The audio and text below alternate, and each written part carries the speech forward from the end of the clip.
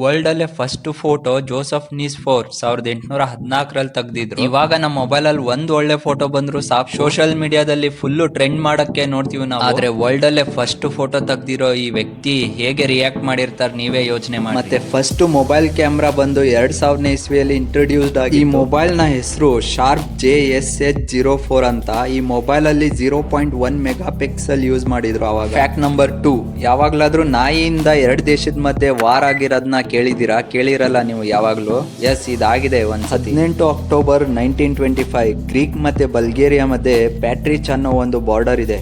ಆ ಟೌನ್ ಹತ್ರ ಒಂದ್ ನಾಯಿ ಬಾರ್ಡರ್ ಕ್ರಾಸ್ ಮಾಡುತ್ತೆ ಗ್ರೀಕ್ ಕಡೆ. ಆಗ ಒಬ್ಬ ಸೋಲ್ಜರ್ ಆ ನಾಯಿ ಹಿಂದೆ ಫಾಲೋ ಮಾಡ್ಕೊಂಡು ಹೋಗ್ತಾರೆ ಆ ಬಾರ್ಡರ್ ಕ್ರಾಸ್. ಆಗ ಬಲ್ಗೇರಿಯಾ ಕಡೆ ಇರೋ ಸೋಲ್ಜರ್ಸ್ ಗ್ರೀಕ್ ಕಡೆ ಇರೋ ಸೋಲ್ಜರ್ಸ್ ಬರ್ತಿರೋದನ್ನ ನೋಡಿ ವಾರ್ ಆಗ್ತಾ ಇದೆ ಅಂತ ಅವ್ರ ಮೇಲೆ ಫೈರ್ ಮಾಡ್ತಾರೆ, ಮತ್ತ ಆ ಸೋಲ್ಜರ್ಸ್ ಸತ್ತೋಗ್ತಾರಲ್ಲ. ಆಗ ಗ್ರೀಕ್ ಪ್ರೆಸಿಡೆಂಟ್ ಕಾಂಪನ್ಸೇಷನ್ ಕೇಳ್ತಾರೆ, ಬಟ್ ಬಲ್ಗೇರಿಯಾ ಅವರು ಒಪ್ಪಲ್ಲ, ಇದಕ್ಕೆ ಇಲ್ಲ ಅಂತ ಹೇಳ್ತಾರೆ. ಅವರು ಕಾಂಪನ್ಸೇಷನ್ ಏನು ಕೊಡಲ್ಲ ಅಂತ ಹೇಳ್ತಾರೆ. ಆಗ ಗ್ರೀಕ್ ಸೋಲ್ಜರ್ಸ್ ಬಾರ್ಡರ್ ಕ್ರಾಸ್ ಮಾಡಿ ಬಲ್ಗೇರಿಯಾ ಕಡೆ ಇರೋ ಪ್ಯಾಟ್ರಿಚ್ ಟೌನ್ ಏರಿಯಾನ ಅವರು ಕಬ್ಜಾ ಮಾಡ್ಕೊಳ್ತಾರೆ ಇವರು ಸೋಲ್ಜರ್ಸ್. ಈ ವಾರಲ್ಲಿ 10,000 ಬಲ್ಗೇರಿಯಾ ಸೋಲ್ಜರ್ಸ್ ಮತ್ತೆ 20,000 ಗ್ರೀಕ್ ಸೋಲ್ಜರ್ಸ್ ಇನ್ವಾಲ್ವ್ ಆಗಿದ್ದು. ಆಗ ಬೇರೆ ಬೇರೆ ಕಂಟ್ರೀಸ್ ಗಳು ಇದರಲ್ಲಿ ಇನ್ವಾಲ್ವ್ ಆಗಿ ಈ ಪ್ರಾಬ್ಲಮ್ ನ ಸಾಲ್ವ್ ಮಾಡ್ತಾರೆ. ಮತ್ತೆ ಸೀಸ್ ಫೈರ್ ಮಾಡಿ ಗ್ರೀಕ್ ಸೋಲ್ಜರ್ಸ್ ಬಲ್ಗೇರಿಯಾ ಕಬ್ಜಾ ಮಾಡಿರೋ ಏರಿಯಾ ಇಂದ ವಾಪಸ್ ಕಳಿಸ್ತಾರೆ. ಮತ್ತೆ ಗ್ರೀಸ್ಗೆ 35,000 PB ಕಾಂಪನ್ಸೇಷನ್ ಕೊಡಬೇಕು ಅಂತ ಆರ್ಡರ್ ಮಾಡಿದ್ರೆ, ಈ ಕಾನ್ಫ್ಲಿಕ್ಟ್ ಅಲ್ಲಿ 50ಗಿಂತ ಹೆಚ್ಚು ಸೋಲ್ಜರ್ಸ್ ತನ್ನ ಪ್ರಾಣವನ್ನು ಕಳ್ಕೊಳ್ತಾರೆ. ಬರೀ ಒಂದು ನಾಯಿಯಿಂದ ಇದಾಗಿದ್ದು.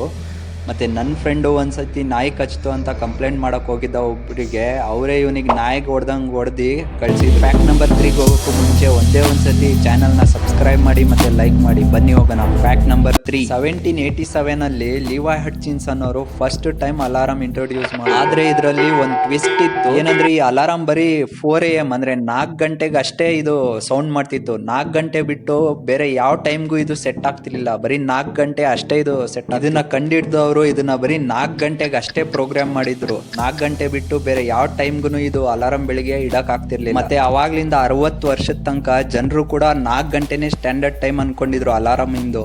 ಅಲ್ಲಿ ತನಕ ಯಾರು ಒಂದು ಬೇರೆ ಅಲಾರಾಮ್ ನ ಕಂಡೇ ಹಿಡ್ದಿರ್ಲಿಲ್ಲ. ಅಲಾರಾಮ್ ಅಂದ್ರೆ 4 ಗಂಟೆಗೆ ಹೇಳ್ಬೇಕಂತ ಅನ್ಕೊಂಡಿದ್ರು. 60 ವರ್ಷ ಆದ್ಮೇಲೆ ಜನರಿಗೆ ಅವೇರ್ನೆಸ್ ಬಂತು. ಅಂದ್ರೆ 6 ದಶಕಗಳ ಆದ್ಮೇಲೆ ಜನರಿಗೆ ಅವೇರ್ನೆಸ್ ಬಂತು, ಇದನ್ನ ಬೇರೆ ತರನು ಸೆಟ್ ಮಾಡೋದು ಒಂದು ನಮ್ಗೆ ಫೆಸಿಲಿಟೀಸ್ ಬೇಕು. 1847 ಅಲ್ಲಿ ನಾರ್ಮಲ್ ಅಲಾರಾಮ್ ಇನ್ವೆಂಟ್ ಆಯ್ತು. ಹೆಂಗಿದೆ ಅಲ್ಲ ಫನ್ನಿ ಸ್ಟೋರಿ. ಫ್ಯಾಕ್ಟ್ ನಂಬರ್ 4, 2009ರಲ್ಲಿ ನಮ್ಮ ಇಂಡಿಯನ್ ಕರೆನ್ಸಿ ಲೋಗೋ ಡಿಸೈನ್ ಮಾಡಕ್ಕೆ ಒಂದು ಕಾಂಪಿಟೇಷನ್ ಇಟ್ಟಿದ್ರು. ಯಾಕಂದ್ರೆ ಅವಾಗ ಪಾಕಿಸ್ತಾನ್, ಶ್ರೀಲಂಕಾ ಮತ್ತೆ ನೇಪಾಲ್ ಅವರ ಕರೆನ್ಸಿ ಲೋಗೋನು ನಮ್ ಕರೆನ್ಸಿ ಲೋಗೋ ತರಾನೇ ಇತ್ತು. ಆಗ ಗೌರ್ಮೆಂಟ್ ಇವ್ರ ಲೋಗೋಗಿಂತ ನಮ್ ಲೋಗೋ ಸ್ವಲ್ಪ ಡಿಫ್ರೆಂಟ್ ಆಗಿರ್ಬೇಕು ಅಂತ ಈ ಕಾಂಪಿಟೇಷನ್ ಇಟ್ಟು. ಆ ಕಾಂಪಿಟೇಷನ್ ಅಲ್ಲಿ 3,000 ಜನ ಪಾರ್ಟಿಸಿಪೇಟ್ ಮಾಡಿದ್ರು. ಅದರಲ್ಲಿ 5 ಜನರ ಲೋಗೋನ ಫೈನಲ್ ಮಾಡಿದ್ರು ನಮ್ಮ ಗೌರ್ಮೆಂಟ್. ಅದರಲ್ಲಿ ಡಿ ಉದಯ್ ಕುಮಾರ್ ಅವರ ಲೋಗೋ ಸೆಲೆಕ್ಟ್ ಆಯ್ತು. ಇವತ್ತೇನ್ ನಾವು ನೋಡ್ತೀವಲ್ಲ ಲೋಗೋ ಅವ್ರದೇ. ಉದಯ್ ಕುಮಾರ್ ಅನ್ನೋರು ಆ ಟೈಮ್ ಅಲ್ಲಿ IIT ಬಾಂಬೆ ಅಲ್ಲಿ PhD ಮಾಡ್ತಿದ್ರು ಡಿಸೈನಿಂಗ್. ಫ್ಯಾಕ್ಟ್ ನಂಬರ್ 5, ಅಮೆರಿಕ ಹತ್ರ ವರ್ಲ್ಡ್ ಅಲ್ಲಿ ಅಡ್ವಾನ್ಸ್ B2 ಬಾಂಬರ್ ಅಂತ ಫೈಟರ್ ಪ್ಲೇನ್ ಇದೆ. B2 ಬಾಂಬರ್ ವರ್ಲ್ಡ್ ಅಲ್ಲಿ ಯಾವುದೇ ಕಂಟ್ರಿ ಒಳಗೂ ಎಂಟ್ರಿ ಆದ್ರೂ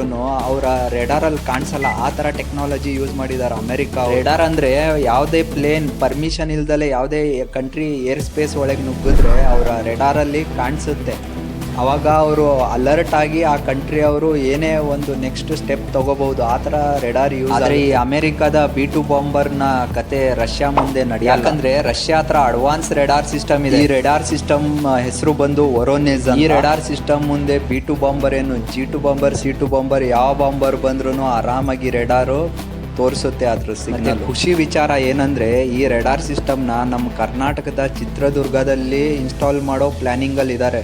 ಮತ್ತು ನಮ್ಮ ಇಂಡಿಯನ್ ಗೌರ್ಮೆಂಟು ರಷ್ಯಾ ಜೊತೆ ಡೀಲ್ ಪ್ರೋಸೆಸ್ಸಲ್ಲಿ ಇದ್ದಾರೆ. ಇನ್ನೂ ಇದು ಕಂಪ್ಲೀಟ್ ಆಗಿಲ್ಲ.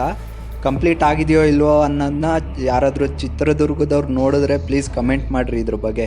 ಒಳ್ಳೆ ವಿಚಾರ ಅಲ್ಲ, ಇಷ್ಟು ದೊಡ್ಡ ಒಂದು ರೆಡಾರ್ ಸಿಸ್ಟಮ್ ನಮ್ಮ ಕರ್ನಾಟಕದ ಚಿತ್ರದುರ್ಗದಲ್ಲಿ ಇಡ್ತಿದಾರಂತ ಮಾನಿಟರ್ ಮಾಡೋಕ್ಕೆ. ಇದ್ರ ರೇಂಜ್ ಬಂದು 8,000 ಕಿಲೋಮೀಟರ್ ತನಕ ಇರುತ್ತೆ. ಇದನ್ನು ಪಾಕಿಸ್ತಾನ್ ಮತ್ತು ಚೈನಾಗೆ ಕೌಂಟರ್ ಕೊಡೋಕ್ಕೆ ಈ ರೆಡಾರ್ ಸಿಸ್ಟಮ್ಮು ಅಲ್ಲಿ ಇನ್ಸ್ಟಾಲ್ ಮಾಡ್ತಿದ್ದಾರೆ.